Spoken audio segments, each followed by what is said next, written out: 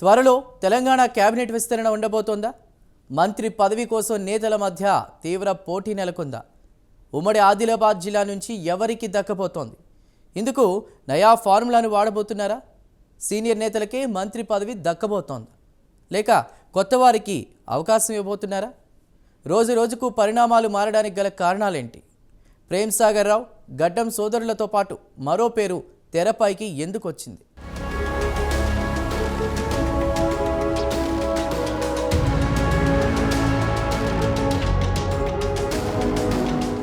తెలంగాణ మంత్రివర్గ విస్తరణపై జోరుగా ఊహాగానాలు వినిపిస్తున్నాయి. త్వరలో కూర్పు ఉంటుందని ప్రచారం జరుగుతోంది. ఇటీవల ఢిల్లీకి వెళ్లిన సీఎం రేవంత్ రెడ్డి కాంగ్రెస్ పెద్దలతో మంతనాలు జరిపినట్టు తెలుస్తోంది.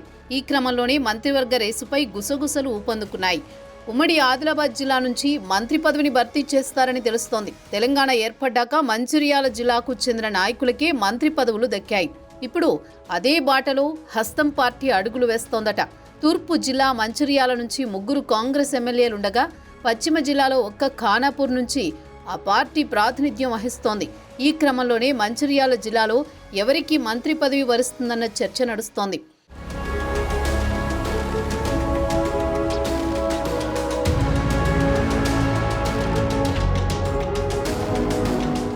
మంత్రి పదవి కోసం మంచిర్యాల ఎమ్మెల్యే ప్రేమ్ సాగర్ రావు, చెన్నూరు ఎమ్మెల్యే గడ్డం వివేక్, బెల్లంపల్లి ఎమ్మెల్యే గడ్డం వినోద్ పోటీ పడుతున్నారు.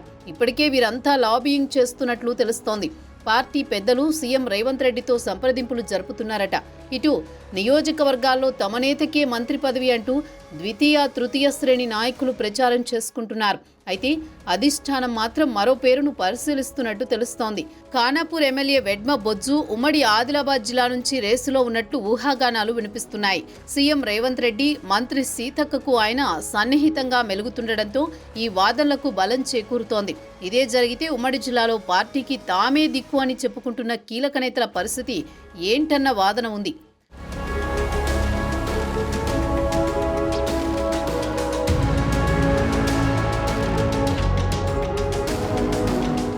ఈ క్రమంలోనే ఉమ్మడి ఆదిలాబాద్ జిల్లా వ్యవహారం అధిష్టానానికి సీఎం రేవంత్కు తలనొప్పిగా మారిందట. జిల్లాలో ఇటీవల జరుగుతున్న పరిణామాలన్నీ ఎమ్మెల్యేల మధ్య అంతర్గత విభేదాలు బయటపెడుతున్నాయి. పెద్దపల్లి జిల్లాలో డిప్యూటీ సీఎం భట్టి విక్రమార్క పర్యటించారు. ఈ సమయంలో చెన్నూరులోనూ పర్యటిస్తారని అంతా అనుకున్నారు. కానీ అర్ధాంతరంగా టూర్ను రద్దు చేసుకుని వెళ్లిపోయారు. దీనికి ప్రేమ్ సాగర్ రావు కారణమనే చర్చ కూడా నడిచింది. పెద్దపల్లిలో జరిగిన సమావేశంలో పిఎస్ఆర్ సేవలను పార్టీ గుర్తించిందని, ఆయన నాయకత్వంపై నమ్మకం ఉందన్నారు మంత్రి శ్రీధర్ బాబు. దీంతో ఆయనకు మంత్రి పదవి పక్కా అనే ప్రచారం జరిగింది. మరోవైపు గడ్డం వెంకటస్వామి జయంతిని ప్రభుత్వం అధికారికంగా చేపట్టింది. కీలక నిర్ణయాల్లో కాకా కుటుంబ సభ్యులను కీలక భాగస్వాములుగా చేయాలని నాయకత్వం భావిస్తోందన్నారు సీఎం రేవంత్. దీంతో కేబినెట్ రేసులో వివేక్, వినోద్ వచ్చారని గుసగుసలు వినిపించాయి.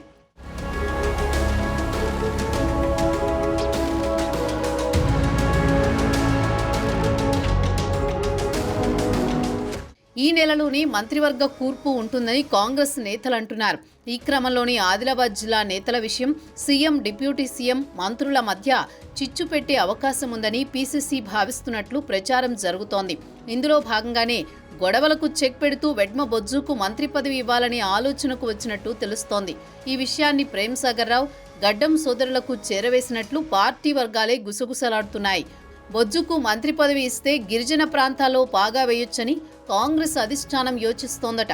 సీనియర్ నేతలకు మంత్రి పదవి కాకుండా ఒకరికి ఆర్టీసీ చైర్మన్, మరొకరికి ప్రభుత్వ విప్ ఇస్తామనే ప్రపోజల్ సైతం పెట్టినట్టు ప్రచారం ఉంది. ఈ క్రమంలోనే క్షేత్రస్థాయిలో నేతలంతా పర్యటిస్తున్నారు. పలు అభివృద్ధి కార్యక్రమాలకు శంకుస్థాపనలు చేస్తున్నారు.